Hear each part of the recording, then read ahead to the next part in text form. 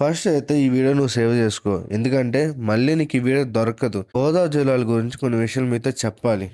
మీకు కనిపిస్తుంది కదా, దీన్ని పంటి అంటారన్నమాట, లేదా పంటి లాంచి, ఇంగ్లీష్లో అయితే ఫెర్రీ అని అంటారు. గోదావరి జిల్లాలో అవతలగొట్టు ఊర్లో పని ఉంటే బ్రిడ్జ్ క్రాస్ అవడానికి టైం పట్టేలా ఉంటే ఈ సర్వీస్ అనేది యూస్ చేస్తారనమాట. ఈ సదుపాయం మీకు ఎక్కడెక్కడ ఉందో ఇప్పుడు చెప్తాను వినండి. ముందు వెస్ట్ గోదావరి నుంచి చెప్పాలంటే దొడ్డిపట్ల నుంచి చాకలిపల్లి అనే ఊరికి ఒక ఫెర్రీ ఉంటుంది.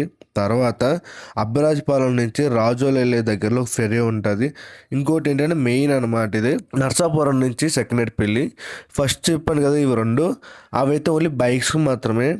లాస్ట్లో చెప్పాను కదా సెకండేపల్లి నర్సాపురం రేవ్ అని చెప్పి, దాంట్లో ఏంటంటే మీకు కార్స్ కూడా అలౌ చేస్తారు. నాకు తెలిసి పర్ పర్సన్కి 300 ఛార్జ్ చేస్తారు.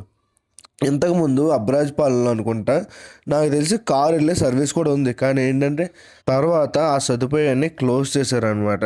మీకైనా ఈ విషయం తెలిస్తే నా కామెంట్ సెక్షన్లో చెప్పండి. తర్వాత వచ్చేటప్పటికి ఒక హిడెన్ ప్లేస్ అనమాట, ఇది ఎవ్వరికీ తెలియదు.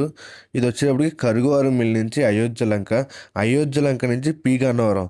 ఇక్కడ విశేషం ఏంటంటే అయోధ్యలంక అనే విలేజ్ ఏంటంటే ఒక ఐలాండ్ అనమాట, ఫుల్గా వాటర్ ఉంటుంది, మధ్యలో ల్యాండ్ ఉంటుంది ఆ ఊరికైతే. ఆల్రెడీ నేను ఒక వీడియో చేశాను, కావాలంటే చూడండి, కింద డిస్క్రిప్షన్లో ఇస్తాను. ఇదైతే నాకు కన్ఫర్మ్గా తెలియదు. పట్టిసీమ దగ్గర ఇంకో ఫెర్రీ ఉండే అవకాశం ఉంది. మ్యాక్సిమం ఏంటంటే ఇది అంతా చెప్పలేము అనమాట ఎక్కడెక్కడ ఉంటుందో.